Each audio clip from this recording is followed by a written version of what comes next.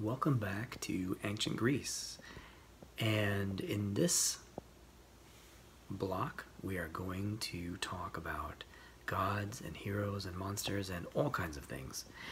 But first I want to recap some of the gods because you might not remember from last year, and those of you who are just joining the class, you may not know them. So there were 12 major gods, and the first is Zeus. He's the god of thunder. He's kind of the king of the gods, the 12 Olympians, and they recognize him as their king. He's the son of a titan named Cronus, and Cronus had a prophecy that he was going to be killed by his son, so he ate all his kids. The last kid was Zeus, and his wife gave him a rock to eat instead of an actual baby, and Cronus ate the rock and thought he ate his baby, and then Zeus was raised in a cave. He came and overthrew his father and overthrew all the Titans, and now those 12 Olympians sit on Mount Olympus, which is a giant mountain, which is up in the heavens. So, Zeus is married to a goddess named Hera, and Hera is the goddess of marriage and family, and what she is most famous for is being super duper jealous. And she's jealous because Zeus would take a mortal form and come down and have kids with other people, and those kids would be they would grow up usually to be heroes, because they were demigods. They were half god and half human, which was a pretty cool thing if you're going to be a hero, because it gave you superpowers. She was often really frustrated because Zeus was not the best of family men. Then there is the god of the sea, Poseidon, and Poseidon was responsible for all kinds of things in the sea, and he was also the god of horses. He didn't actually live up in Mount Olympus. He lived in the sea with a bunch of sea nymphs who were kind of humanish type people who also lived under the water. Now, one day Zeus had a really bad headache, and out of his head sprang the goddess of wisdom, Athena. So Athena is his daughter, and she's usually fairly level-headed, but she's also a goddess of war and arts and crafts. So she's a goddess who likes to do things.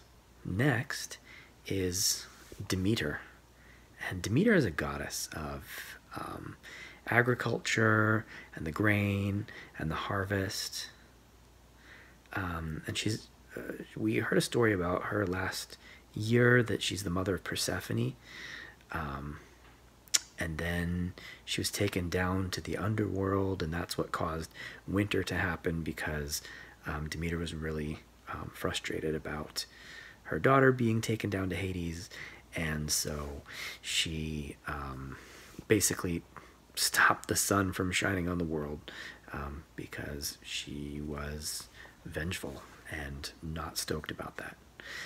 Ares is the god of war. He is the son of both Zeus and Hera. And he is kind of a wrathful god. He basically loves war for the sake of war, and so he is a god of warfare, which, they kind of knew that at some point they're going to be at war because other people are going to attack them, or they're going to attack somebody else. Then you have the god Apollo. Apollo is the god of this beautiful stuff: music, poetry. Apollo, he would drive the sun's chariot. He helped bring medicine to the people. And Artemis is his twin sister. Moving along to Artemis. Artemis is Apollo's twin sister. She's the daughter of Zeus, and she's the goddess of the hunt and these forest animals. But she's also known for her wrath and her vengeance. And so if you caught her at the wrong moment or spied on her, she was not thrilled about that, and she might make your life really, really hard. All right. Next is the goddess Aphrodite. She's the goddess of love and beauty who came to the gods, and they were trying to figure out who she should be with, and all of the gods wanted to marry her. She was very, very beautiful. And so to settle the matter, Zeus decided that she should be married to the ugliest among the gods, this guy Hephaestus, one of the gods. And Hephaestus is the god that Zeus got really frustrated with and threw him off of Mount Olympus, and when he crashed on Earth, he broke his back. So he's kind of a hobbled, broken god. Great craftsman, really good at making things, but supposedly not very attractive. So he marries Aphrodite, who has kids with a number of other people because she is not thrilled with her marriage to Hephaestus. She did not want to marry him. She actually was in love with Ares. There is the messenger god, Hermes. He's often seen wearing winged sandals, and he is the son of Zeus, but not Hera. And then he is also worshipped among the Greeks because he's this god of commerce, which is business, and so he can messenger things back and forth, from goods and things like that. And especially the Greeks with their ships who were ferrying things across waters. This was something that was very much desired.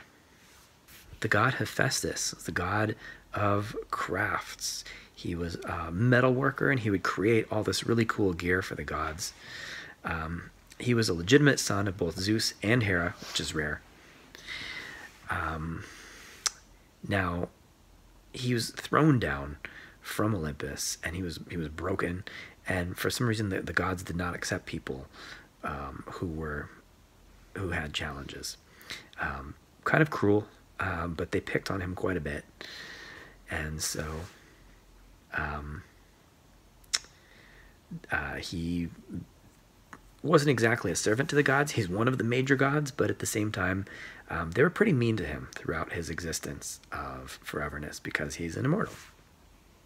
Dionysus was the god of wine and kind of the god of parties.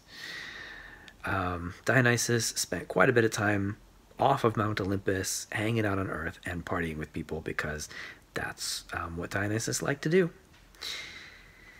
And he spent quite a bit of time in the forests as well, hanging out with the satyrs, who were part goat and part person. That is just a quick summary of the 12 immortals, the 12 Olympians, the 12 Greek gods that live up on Mount Olympus. I definitely recommend, if you don't know much about them, you read up more. We had a really great time studying them last year. And for those of you who were with me last year, it would be a great refresher to read up a little bit more about them. And now, if you look at this, I am going to switch over to some of the geography that we're looking at. Now, we actually knew some of these people who came from Thebes. It's this little city down in the corner. You have Delphi, the place of oracles, and you have Thebes, and then you have Athens. Those are three of the major cities in Greece. These are just these giant cities where they're building all kinds of stuff. They were involved in some of our Egypt studies that we were doing. You'll also see probably a place that you've heard of called Sparta, this special warrior tribe, people that had the strongest warriors supposedly in the world at the time.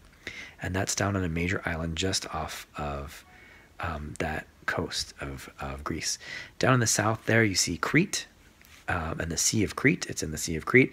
And the biggest thing about Greece is that there's all these islands. I mean, there's just tons of islands all around there. So quite a bit of Greece is this these different islands that are connected by a common people that have been brought together.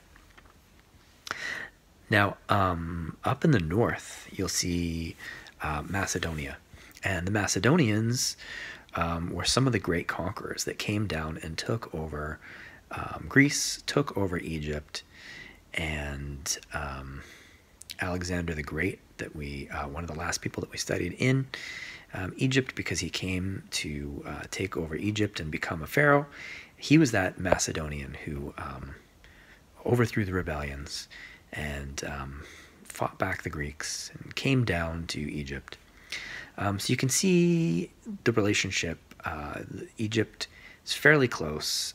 Again, when you're in Egypt and when you'd seen Greece, you really kind of thought that was it. That was the entire world, just Greece, or maybe just Greece and Egypt, because they hadn't traveled too far. They didn't really know what else existed at the time. So to them, this little micro part of our planet was their entire world. Now you also see there's a bunch of other big islands, and we are going to hear some really cool adventures of travel at sea. On the far western side, you have the Ionian Sea. Right in the center of between Greece and some of those other islands is the Aegean Sea. Down in the south, you have the Sea of Crete. And then in the southwest, you have that Mediterranean Sea. It's a much larger sea, and it's going to expand very far. And up in the northeast, you have the Black Sea as well. So for them, sailing is going to be a major part of it.